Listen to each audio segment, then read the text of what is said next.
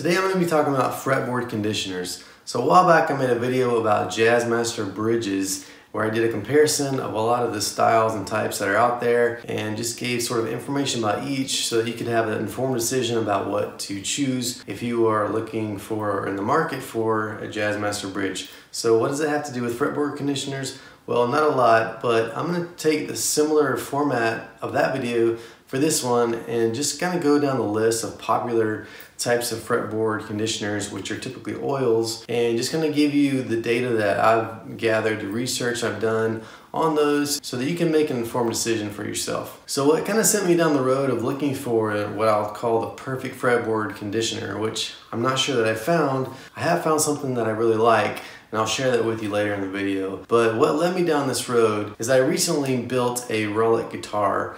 You can click up in this corner right here and get a little bit more information. There's a playlist of about 30 or so videos. There's a lot of detail that I go into about the process I went into. Essentially, to kind of narrow it down, I got an unfinished body and a neck from Musicraft. Of course, the neck was custom built to my specifications in that, I got the radius and the profile of the neck and the fret wire and all that stuff. But anyway, the body and the neck were unfinished, so I painted those and I relicked each of those pieces, and I bought all the, the pickups, the electronics, the hardware. I relicked all the hardware. So if you're interested in that, again, click up here. There's a little information button and you can see all those videos. And you can also check out the Jazzmaster bridge video as well if you're interested. So when I got done with this Stratocaster, it's all relic, just sort of aged looking. There was something a little off, and I did go back and darken up the fretboard dots, the markers, because those were a little too white and new looking. But that's another video that I did, and if you're interested, go check that out.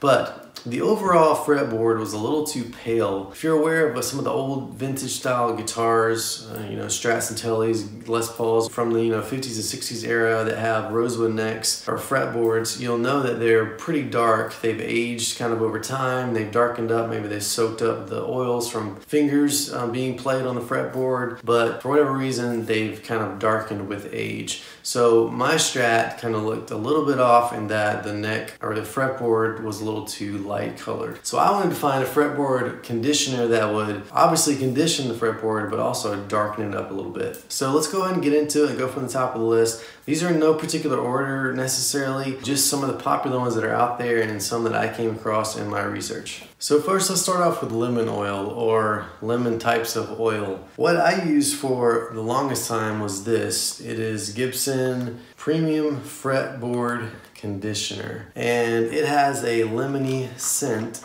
to it.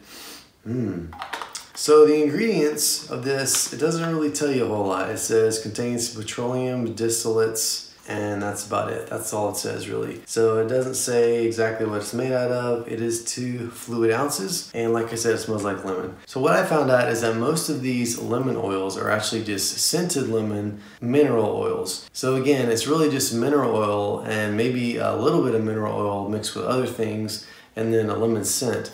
If you were to use actual lemon oil or that's lemon juice or something like that, that's pretty acidic. The pH is going to be so acidic that it's going to actually dry out the wood of your fretboard and do more harm than good. So when people say lemon oil for your fretboard, they're probably talking about just lemon scented mineral oils. Which takes us to the next one. Let's talk about mineral oils. I guess from what I've read, a mineral oil doesn't really soak into the wood of your fretboard. It just kind of coats it. It doesn't really soak in, so it may last for a while and then maybe it'll rub off or evaporate. It may give you a great look for just a little bit or maybe give the appearance of conditioning, but it doesn't really soak in. Again, that's from what I've researched. Now, one of the more popular oils or fretboard conditioners out there is the Fret Doctor.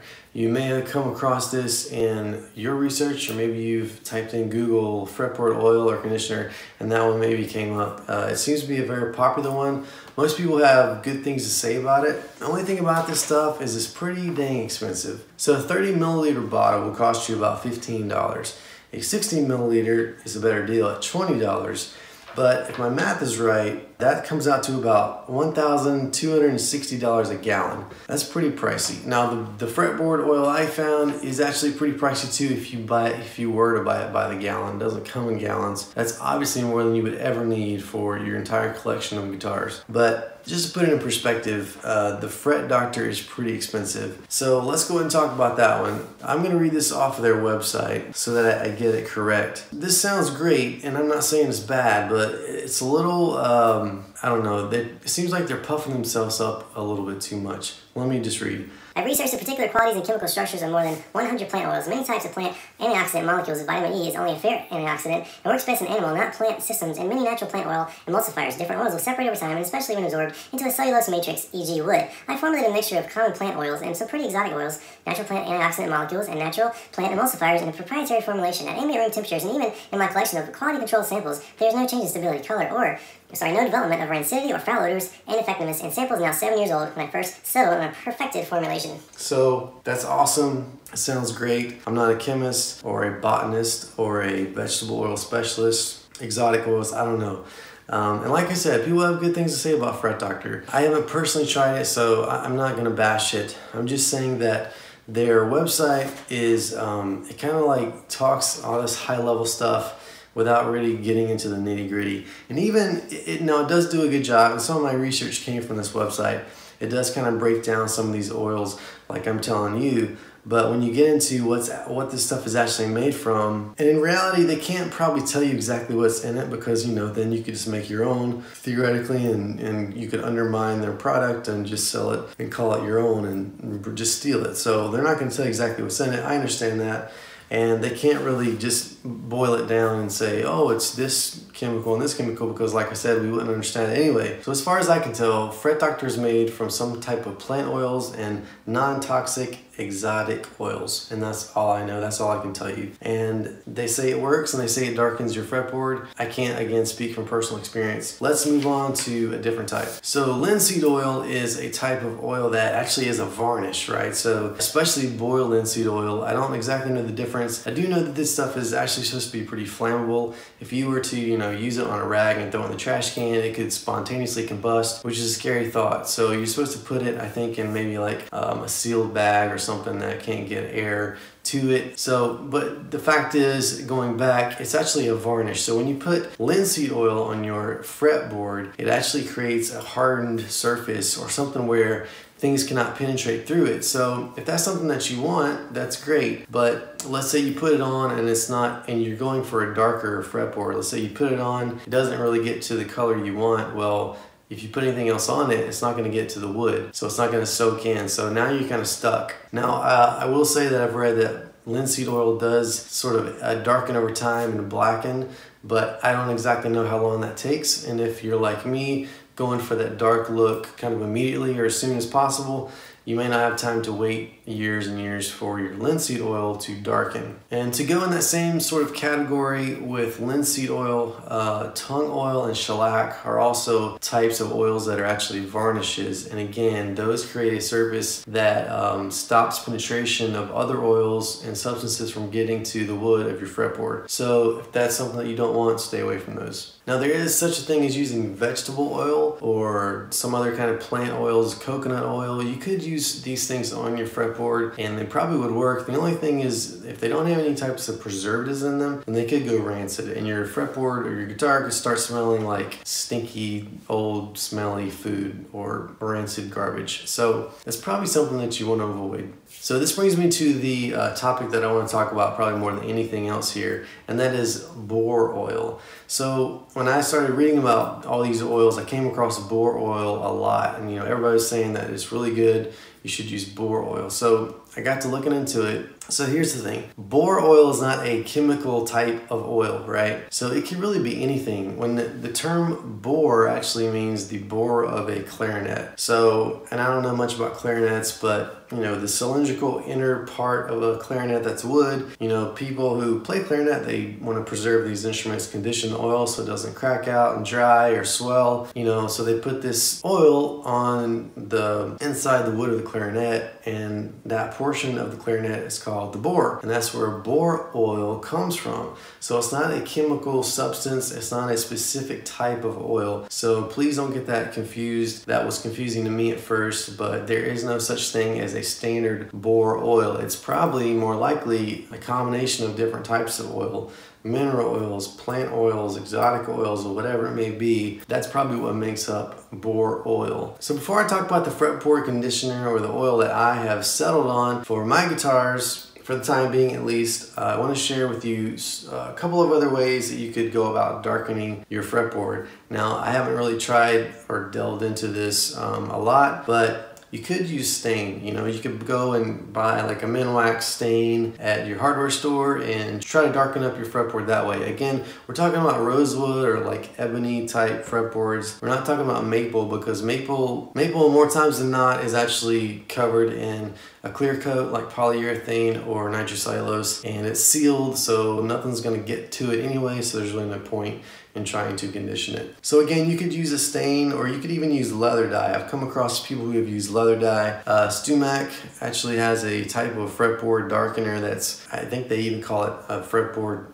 blackener, or to make your fretboard look really dark. And that stuff, and I think leather dye is really, I think that stuff is really pretty strong, so if you were to spill it on something or to get on something that you didn't want it on, it may not come off. It's like a really staining kind of stuff. I didn't want to go that route because I really wanted to maintain and preserve the rosewood look of my fretboards and not kind of fake it to be ebony or something that it's not. So I personally didn't go that route. That's not to say it's not an option. So I just want to let you know that that's out there. Okay, so now for the big reveal of what I have chosen for my fretboard conditioner of choice, and that is F1 oil. Now, I'm not necessarily promoting this. This is not a paid advertisement.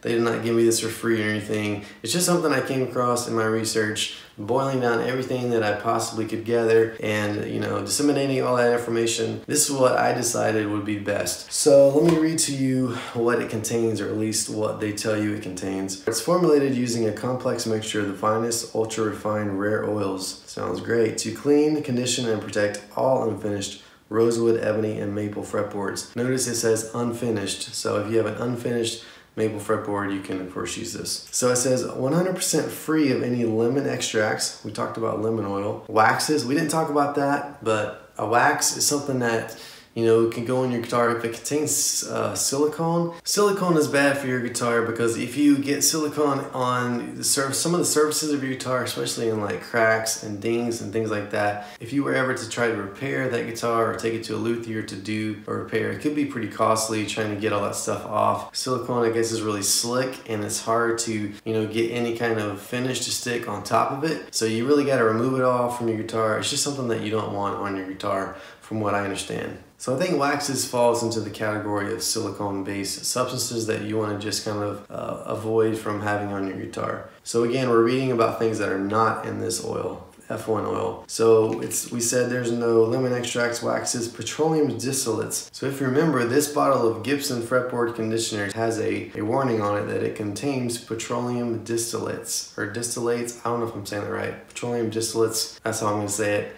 This contains it, and this says it does not. And they point that out probably for a reason, and that is because you probably don't want it on your guitar. So none of that petroleum stuff. No detergents and no water. It leaves your fretboard looking new, playing great, and feeling smooth, never sticky or tacky. Developed using only natural produced oils, F1 gives wood its life back. So enough of the talking. I'm going to show you the results of this on some of my guitar fretboards and let you see the difference that it made. And again, choose for yourself. There are a lot of good videos actually I found about this oil, like on YouTube, and that's one of the reasons I chose it. There's one in particular where a guy pulls out a guitar that he did maybe like 3 weeks or 3 months ago, you know, prior to. He did like half of the fretboard or a few frets, and he compared it to, so he pulled the neck out, and you could see like the conditioned frets had remained healthy, damp, dark compared to the rest of the fretboard. And that's really what sold me on it. I wanted something that would stay around and stick and not come off the guitar or evaporate. Something that would really soak into the wood and darken it up and condition it. So enough talking, I'm going to apply this to my fretboards and show you the results. Just gonna try to do a quick comparison here. So here's my Jazzmaster that I did, you know, a few days ago. and before I did it, it looked almost exactly the same color as my Fender Strat, as you see, well, parts caster that you see on the far left. Now, the Les Paul, I don't know if that's ebony or rosewood. I'll have to look and research what this exactly is. If you know the history of this guitar, got some videos out there. It's not actually a Gibson, it's an Epiphone made in Korea. So most people say that the Korean made Epiphones before they moved to China were made better. So I'll take that as a good thing, but regardless, I'm not sure, but that one was already darker. But like I said, the Jazzmaster was about the same color as the Strat before, but now, since I've used the F1 oil, it just looks more healthy, looks less dried out, and looks darker. It just looks better in my opinion. And right now, the Fender looks pretty dried out. So I'm gonna zoom in and actually apply the stuff to the fretboard of the Strat and see how it turns out. Okay, I have the F1 oil here, and there's different ways to do it. You can either apply it directly to the fretboard or apply it to a rag first. I'm just gonna apply it to the fretboard. Now, there's some previous videos out there that I have seen where the bottle has a different applicator tip. This one has a pretty small opening, which means you can, really control the amount. I'm not an expert, so I'm just going to add a little bit to each fret and then wipe it in. So maybe we'll go up maybe halfway up the board here and just get an idea of what it's gonna look like compared to the rest. And I'm going to rub this in and then we're gonna let it sit a while.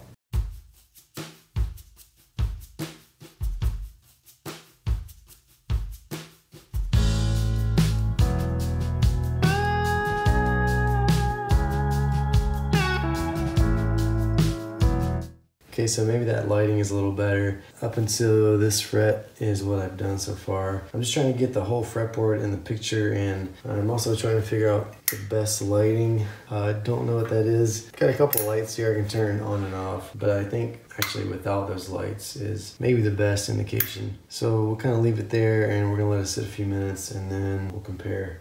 Okay, I waited about 5 minutes or so. Now I haven't actually wiped off the excess oil yet, but there's just kind of a good indication of what it looks like with it on and with it off. And so now I'm going to position my camera as best I can again. So now I'm just gonna wipe off the excess oil and then we'll do the rest of the neck.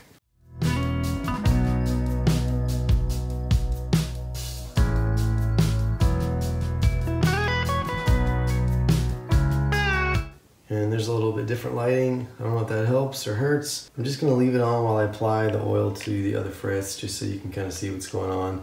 And then I'll kind of mess around with the light to show you the difference in the lighting.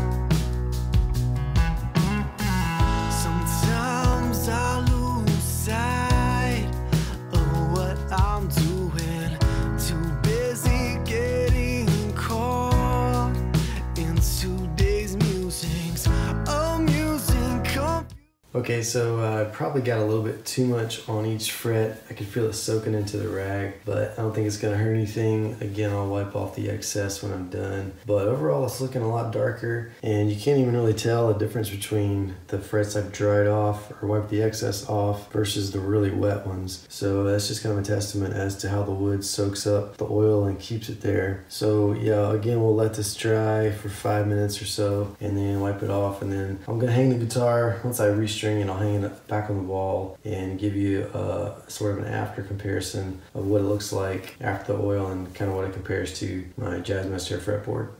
It's been about 5 minutes for this latter half of the neck. So now I'm going to wipe off the excess and then we shall see what the final product looks like. So now I'm done wiping up all the excess, and let me just move the camera here a little bit so you can see, and let me turn this light off. Not that we're really comparing it to anything at this moment, but I'm just showing you, again, the finished product and what it looks like. So let's string it back up and we'll hang it on the wall and we'll see how it looks. So here's the after comparison video. I don't know how well you'll be able to tell the difference. I can tell the difference, but that may not translate onto the video. I'm gonna go in closer here. I don't know how well you'll be able to tell again, but here is the Jazzmaster that was about the same color. I think the Jazzmaster actually is a little darker, less reddish hue than the Strat, but I do think, well, I know it's darker now, the Strat is. I really wish I would have done a before and after picture like I did with the Jazzmaster, but I was just kind of too excited to get that Strat neck looking less anemic and more aged to kind of match the rest of the body. So I may show it maybe one more light, but you know, again, without a comparison to what it looked like before, you can't really make, well, that comparison. So it is what it is. Hopefully it translated. And so far, I have nothing but good things to say about the F1 oil, and maybe if it changes and I feel differently, I'll do an update. But as of right now, I'm really happy with it. And just because I need to restring this guitar anyway, I'm going to show you the F1 oil applied to this fretboard. This guitar, I love this thing, is a Gibson Hummingbird Pro. They don't make it anymore, or at least it's not currently in production. Anyway, just sharing that fact. Love the guitar. Going to restring it, and again, before I put the new strings on, I will put the fretboard conditioner from F1 on there and show you. So here we go. I changed the orientation of the neck. I thought it would give you a better view. Another benefit of showing you this is that it's also in a different light. So you just get one more example of, you know, a different lighting, a different look at how this stuff goes on and how it changes the fretboard. Of course, this stuff is not going to seep into these big block fretboard markers. So I'm not going to soak in, but can't really avoid it, putting it on those. So I'm just gonna do a few frets and see how that goes. What am I choosing to believe? I'm just spinning my wheels. So it looks like this fretboard was really thirsty for some moisture. I haven't personally conditioned this fretboard that I can remember, and the oil that I put it on pretty thick, and it's already starting to soak into the wood. So that tells me that, you know, this fretboard was in need of some conditioning, and you can tell how much darker, you know, this side is than that side. I'll let it sit for a little bit and see how it soaks in, and then I'll do the rest. Okay, I'll let this sit on top of the fretboard maybe 5 minutes or so, and a lot of it's actually soaked into the wood. Like I said, I put it on pretty thick, and a lot of it's already soaked in. So I'm just gonna wipe off the excess and then do the rest of the fretboard. But before I do that, we can look at a comparison of what the conditioned frets look like as compared to the rest of the fretboard.